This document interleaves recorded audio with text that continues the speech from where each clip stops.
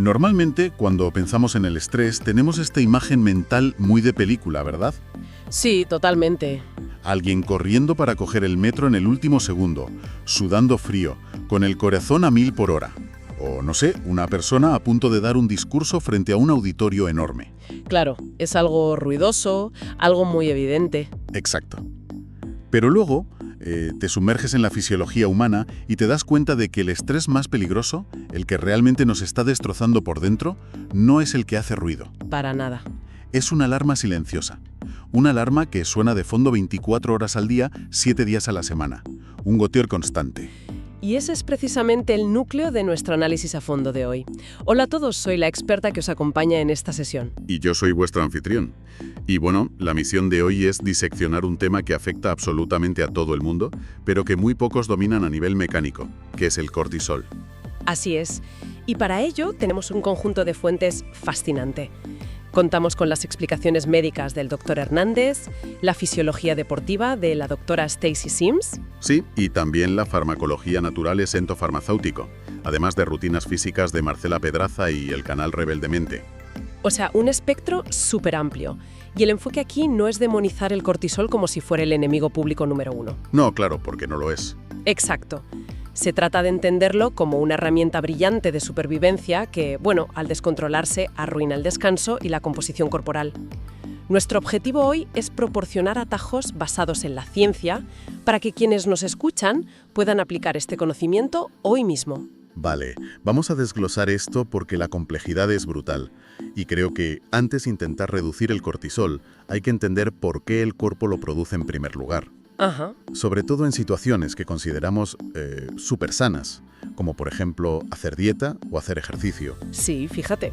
Es vital hacer una distinción previa. Si alguien sufre una alergia severa o un choque anafiláctico, en urgencias le inyectan cortisona. Que es un derivado, claro. Exactamente. Y le salva la vida porque apaga esa inflamación masiva de golpe. El cortisol nos desinflama y es el motor biológico que nos despierta por la mañana. O sea, sin él literalmente no podríamos salir de la cama. Literal. El problema surge cuando esa alarma silenciosa no se apaga nunca. Y aquí entramos en lo que menciona el Dr. Hernández sobre la trampa del déficit calórico. Uf, la clásica trampa de la dieta extrema. Eso es. Imaginemos que alguien decide ponerse en forma rápido, combina un ayuno intermitente prolongado, le suma una dieta cetogénica sin estar adaptado a las grasas y añade sesiones de ejercicio de alta intensidad. Vale, el combo completo. Y al principio me imagino que la báscula baja. Sí, baja rápido, pero pronto se llega a un estancamiento total. De repente hay retención de líquidos, se acumula grasa abdominal y se pierde fuerza. A ver, esperemos aquí un segundo.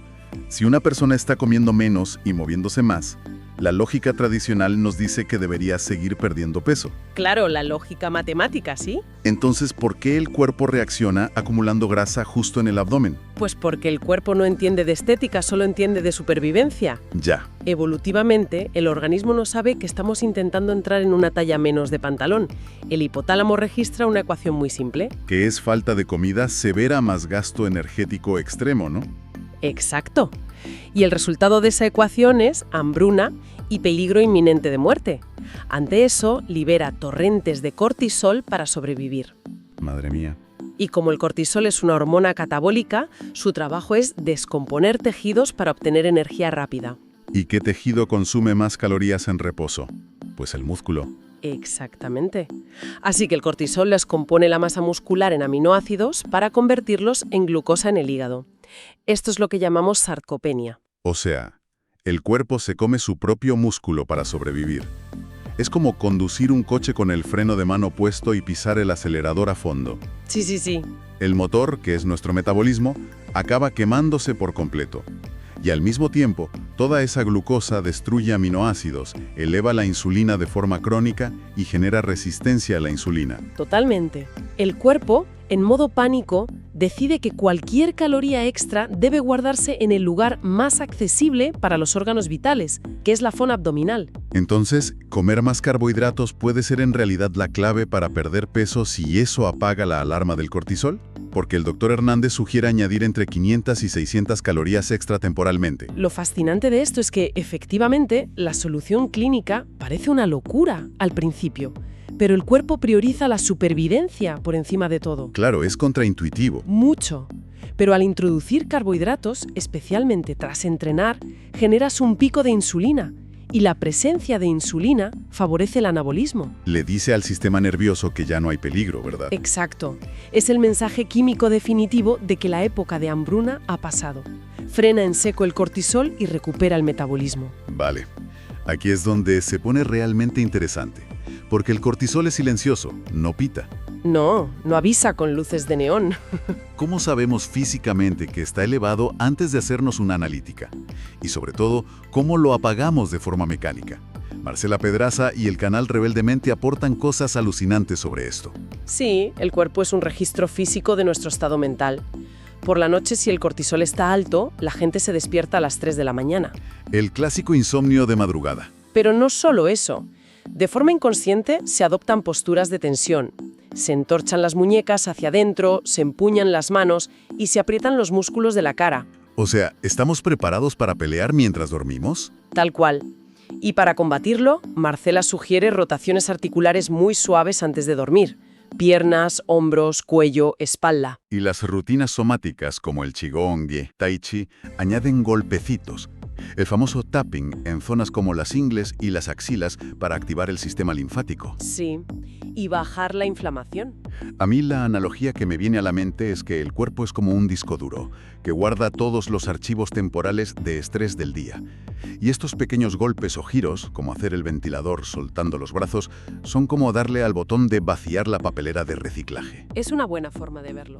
Pero, a ver, seamos escépticos. ¿De verdad unos simples golpecitos en las axilas pueden hackear un sistema nervioso abrumado por, no sé, el estrés laboral crónico? A ver, hay que entender que el dolor crónico es esencialmente inflamación. Los movimientos mecánicos que cruzan la línea media del cuerpo, como mover brazo y pierna contraria, cruzan la línea entre lo físico y lo neurológico. O sea que no es solo mover el cuerpo por moverlo. Para nada, es pura neurobiología. Activas el sistema linfático mecánicamente y estimulas el nervio vago. Que es la vía rápida hacia el sistema parasimpático, el de la calma. Exacto, cambias el cuerpo a un estado parasimpático simplemente agitándolo de forma suave y rítmica. Vale, entonces bajamos la inflamación y nos vamos a dormir.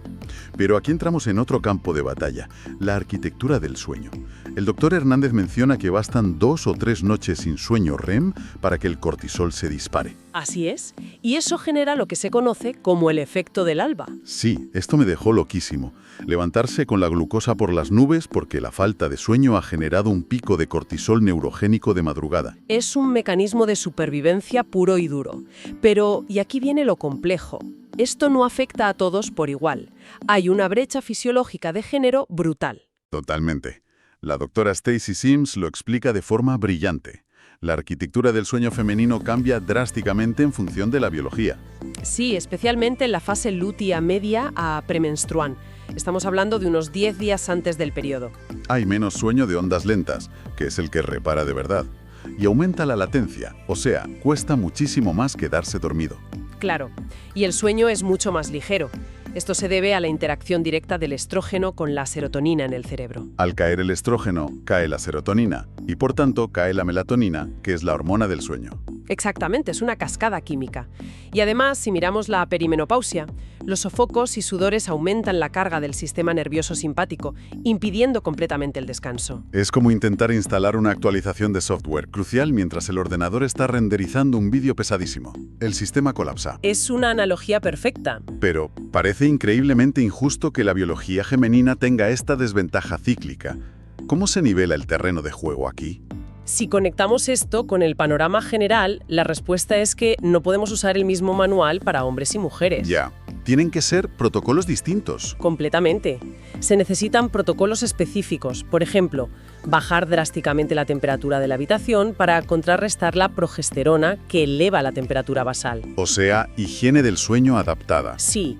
Y entender la fluctuación hormonal no como un defecto que hay que sufrir, sino como una variable fisiológica que hay que gestionar activamente. Vale. Entonces ya hemos visto cómo movernos para drenar y cómo gestionar el sueño. Pero vamos al botiquín. ¿Qué arsenal químico o nutricional tenemos para contrarrestar directamente los estragos del cortisol? Pues tenemos herramientas muy interesantes.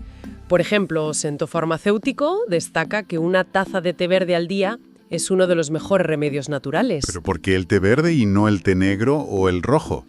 Por un fitonutriente específico llamado EGC, o galato de epigalocatequina. Este compuesto es superior para bajar el cortisol porque inhibe la enzima que activa el cortisol en los tejidos. Es decir, bloquea la fábrica de estrés a nivel local. Exacto. Y la doctora Sims añade a esto el uso de adaptógenos, como la rodiola combinada con L-teanina. Y herramientas de relajación profunda como el yoga nidra, que me pareció fascinante. Pero hay algo del doctor Hernández que me rompió un poco los esquemas. Lo de la presión arterial. Sí, revela algo súper contraintuitivo sobre las dietas cetogénicas. Resulta que pueden bajar tanto la presión arterial por falta de glucógeno que la cápsula suprarrenal dispara el cortisol por la mañana, como beber agua con sal y minerales. Sí. Y a nivel de equilibrio hormonal, el cortisol, que es catabólico, debe contrarrestarse siempre con hormonas anabólicas. Como la testosterona, ¿no? Sí, tanto en hombres como en mujeres. Es vital revisar los niveles de testosterona, de DHA, que es la dehidroepiandrosterona, y en la menopausia, los estrógenos. Vale, pero entonces, ¿qué significa todo esto? Porque suena que estamos jugando a ser alquimistas. A ver, entiendo la sensación. O sea, ¿realmente sirve tomarse una taza de té verde si tus hormonas están desequilibradas o si tu dieta keto te ha dejado sin minerales? Esto plantea una pregunta importante. Y la realidad es que no existen balas mágicas. Ni el té verde, ni la rodiola, ni ningún suplemento van a salvarte por sí solos. Son complementos, no la base. Exacto. Son ayudas excelentes, pero solo funcionan si los cimientos están cubiertos.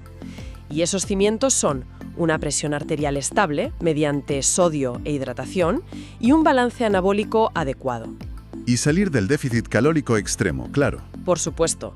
Si la base falla, la taza de té no va a frenar el cortisol. Me parece una síntesis genial. Básicamente, el manejo del cortisol no es simplemente decir, me voy a estresar menos, poner música relajante y ya está. Para nada. Eso es quedarse en la superficie. Implica estrategias mecánicas como sacudir el cuerpo o relajar puños y muñecas antes de dormir. Implica estrategias nutricionales como usar carbohidratos estratégicamente o el té verde con su famoso EGCG. Sí, y lo más crucial, entender las diferencias de género en la arquitectura del sueño para poder hackear esa biología. Y esto me lleva a una reflexión final que, sinceramente, da para pensar muchísimo. Porque si miramos nuestro entorno moderno, dietas restrictivas, luces azules nocturnas, trabajo totalmente sedentario. Es un desastre para el sistema nervioso. Sí, porque todo eso imita a la perfección las amenazas ancestrales de hambruna y peligro de las que hablábamos. Todo dispara el cortisol. Es un entorno diseñado para mantenernos en alerta, perpetua, ¿sí? Entonces, la pregunta que me surge es, ¿somos biológicamente incompatibles con el siglo XXI si no aplicamos estos hackeos diarios? Pues a nivel fisiológico, el diseño de nuestro cerebro paleolítico choca de frente con la vida moderna. Si no compensamos de forma activa, el sistema colapsa. Es brutal. Quizás en el futuro el verdadero símbolo de estatus y lujo no sea tener el coche más caro o una riqueza material enorme.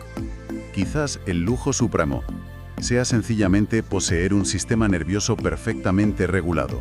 ¿Alguien capaz de apagar la alarma de su cuerpo a voluntad? Sí, sin duda sería un superpoder hoy en día. Totalmente. Pues para cerrar, me gustaría lanzar un pequeño reto a quienes nos escuchan hoy. Mañana por la mañana, justo al despertar, antes de coger el móvil o pensar en los correos, dedicad un segundo a observar vuestras propias manos. Es un ejercicio muy revelador. Sí, porque si están en forma de puño o las muñecas están retorcidas, ahí tendréis la respuesta de lo que vuestro cuerpo ha estado sintiendo toda la noche. Y lo bueno es que ahora ya sabemos por dónde empezar a solucionarlo. Exacto.